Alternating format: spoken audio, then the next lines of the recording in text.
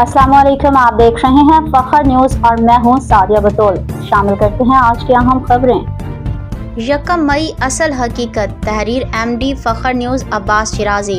मजदूर डे यानी मजदूरों का आलमी दिन। 1 मई यानी यौम मजदूर। ये दिन मजदूर तबके की जिदोजहद और हकूक अतराफ़ के तौर पर मनाया जाता है।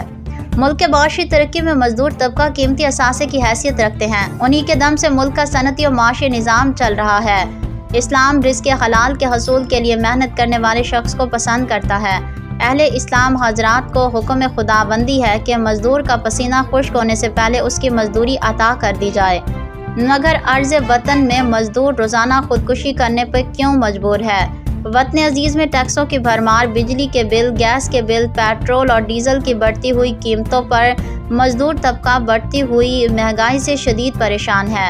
यौम मजदूर का तकाजा है कि हम सिर्फ एक दिन मनाकर मजदूर मेहनत कशों को याद न करें, बल्कि मुल्क में हकीकी तौर पर निज़ाम ऐसा वज़ा हो जहां मजदूर के अहल खाना को अच्छी तालीम, बेहतर इलाज और तमाम ज़रूरी बुनियादी सहूलियात हासिल हों, ताकि मजदूर कौमी तरक्की में भरपूर किरदार अदा कर सके।